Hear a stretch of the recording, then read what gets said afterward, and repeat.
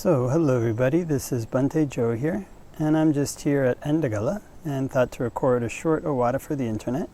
So I thought that maybe we could start with a little meditation, so we can lean forward a bit and arch the spine, and look about 3 feet in front, and close our eyes. And can spread thoughts of goodwill to our right hand side. May all beings to my right be happy and at ease.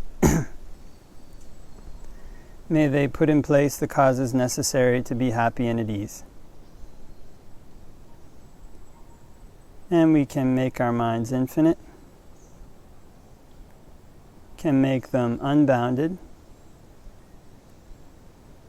all the way to the ends of the universe and beyond, in every dimension. May all beings to my right be happy and at ease.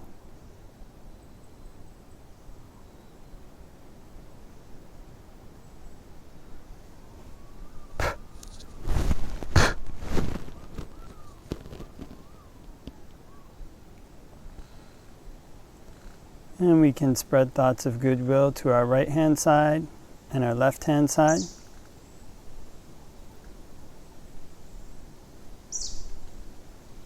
May all beings to my right and my left be happy and at ease. May they put in place the causes necessary to be happy and at ease.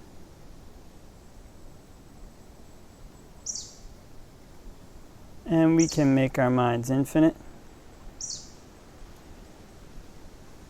can make them unbounded,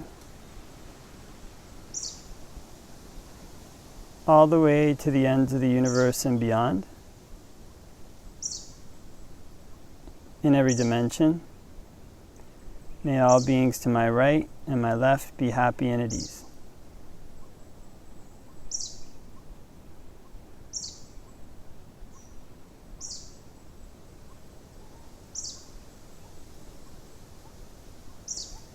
And we can spread thoughts of goodwill to our right hand side, our left hand side, and in front.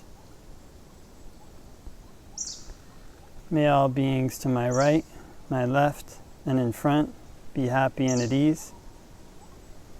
May they put in place the causes necessary to be happy and at ease.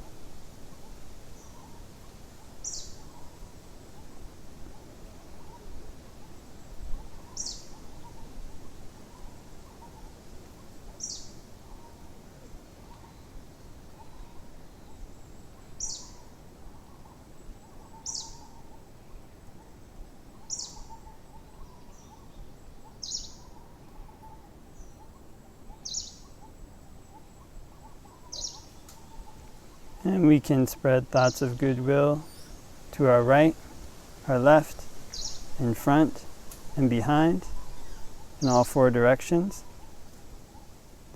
May all beings in all 4 directions be happy and at ease. May they put in place the causes necessary to be happy and at ease.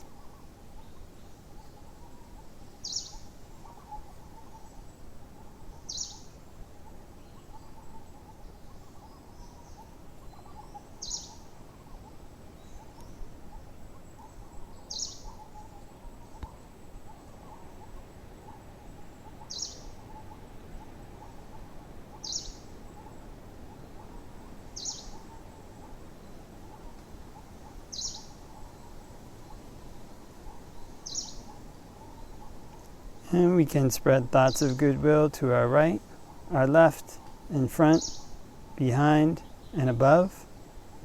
May all beings in all 4 directions and above be happy and at ease. May they put in place the causes necessary to be happy and at ease.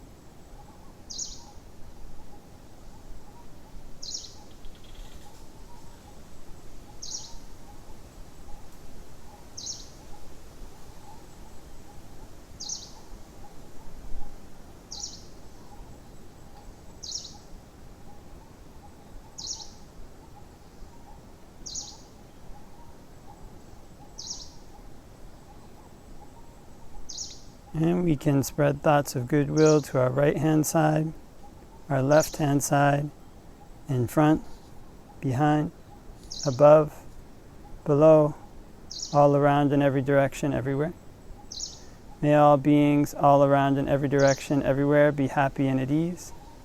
May they put in place the causes necessary to be happy and at ease. And we can make our minds infinite, can make them unbounded, all the way to the ends of the universe and beyond, in every dimension. May all beings all around everywhere be happy and at ease.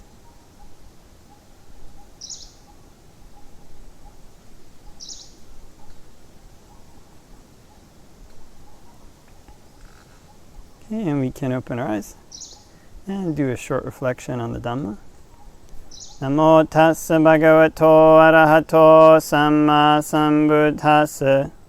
Namo tassa bhagavato arahato samma sambuddhassa.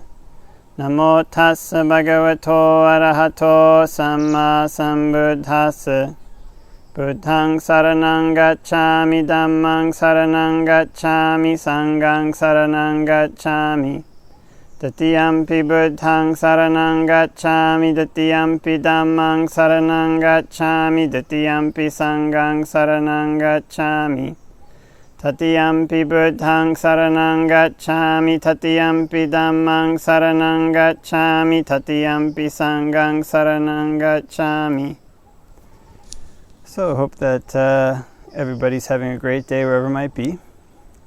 And yeah, so this week has been a kind of a busy week. I've been working on finishing a book about a monk named Ñāṇadeepa Bhante, who was staying at the monastery for about 6 months and gave a lot of teachings here. And it was very inspiring to be in his presence, and had kind of recorded after he'd have these Dhamma discussions where people would, we'd show up at his kuti and ask him questions, and he would answer them, and then afterwards I would kind of go and kind of take notes with my phone, kind of record notes about what he said. And so then now trying to kind of compile those notes and get them into a book form as well, and as well as some of the stories he told, this kind of thing. Maybe have sections about his life as well. But it's interesting because there's these kind of two modes of operation. It's kind of, one is this kind of intense and short mode, and another is this kind of you might call like slow and steady mode.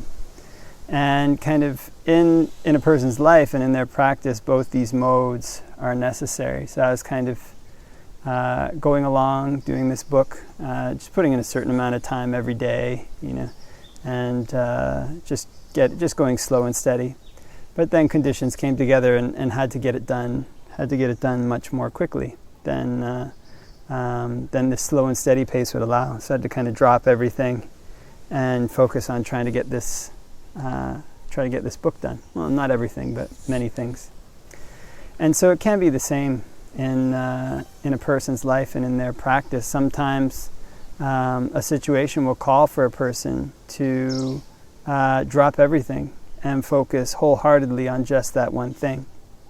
But there are other times in a person's life when their life is in need of stability, and kind of when their life is in need of the steadiness of a routine, of the kind of refinements of a routine. When a person has kind of like this routine, if it's a good one that they've set up for themselves that they do every day, it's something that kind of fills up slowly. The Buddha has this metaphor of a kind of a water vessel that kind of fills up drop by drop with goodness.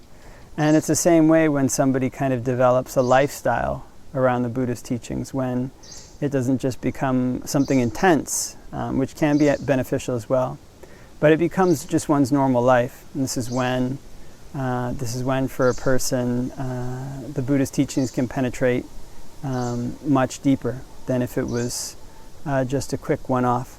And also, the steadiness of a routine allows for a more thorough refinement. Sometimes when one is going very quickly, then one can end up doing things that are a little bit inefficient, kind of missing all the dots on the I's, missing some of the crosses on the T's, and kind of going forward. However, there are times, and these are times usually of change, when there's when there's a kind of big change that's needed. Often it doesn't necessarily have to be the time when there's a big change, but this is maybe the time when these things are beneficial. One of the times when these things are beneficial is when somebody needs to make a big change. Then sometimes in these cases, one has to drop everything and focus intensely on just doing one thing alone, and even kind of pushing oneself far beyond what one normally would, maybe kind of skipping things and, skipping meals and or whatever it might be, sleeping less, kind of socializing less, and trying to focus to finish the task. And in the Buddha's teachings, he gives this simile of a person with his head on fire. Kind of, he says, if a person sees just paraphrasing here, basically if a person sees kind of unwholesome qualities in their mind, and they should try to get rid of them, like somebody whose turban was on fire, who kind of would try to find water to put it out. There's also this other story, where there's one monk who becomes very ardent in the Buddha's teachings. He starts doing so much walking meditation that his feet split, and they say his walking meditation place looked like a slaughterhouse or something. He's got all this blood all over. So the Buddha came to him and said, if your lute is too tightly tuned, does it sound good? No. If it's too loose, does it sound good? No. So you have to make it even, and there pick up your theme. And so this is the thing about the use of these two modes of practice. The use of this, you might call it, doesn't necessarily have to be slow, but steady mode of practice, where one is building up results more steadily.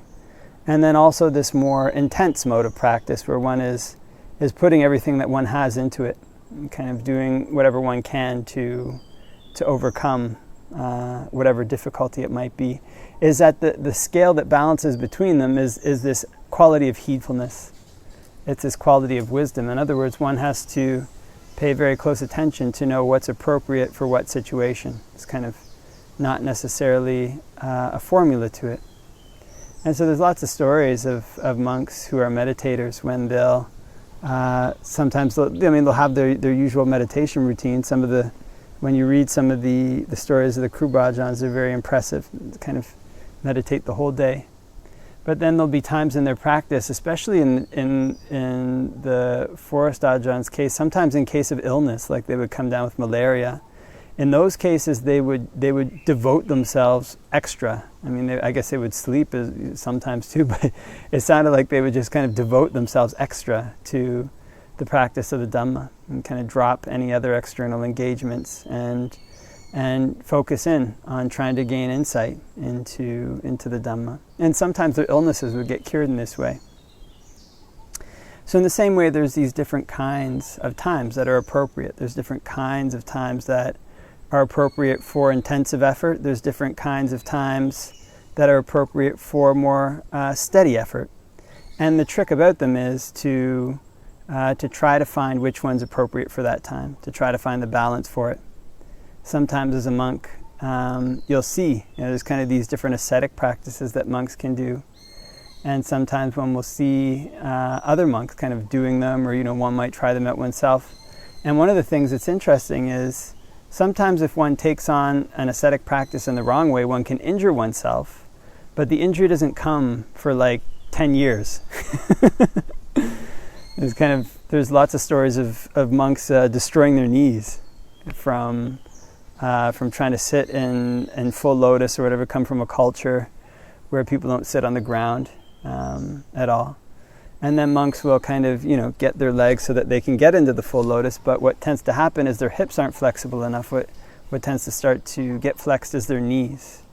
And it doesn't cause too much of a problem right away, but after 10 years, sometimes monks tend to need these knee operations. So one wants to try to move forward in one's practice. One wants to try to move forward in wholesome qualities as quickly as one can, but also as safely. As slow and steady as one can. As close to the margin as one can, putting forth effort, but also in such a way that 10 years down the line one doesn't get injured. And so for this, it's very helpful to have kind of noble friends, to have people who have been there before, have made mistakes before, and one can associate with them and can ask them, or can observe how they do things so that one doesn't have to repeat any of the same mistakes they did. One can learn from them and move forward. So this is one of the things about the Buddhist practice that does require this element of discernment, this element of knowing when something's appropriate to do and when it's not to do. And it changes situation by situation, time by time. So one has to develop this sense, this intuition of what's just right, of what's just good for that particular moment, for that particular situation, and what will be most skillful then. Okay, so leave that for reflection, and hope that everybody has a great day, and wishing you all the best till next time.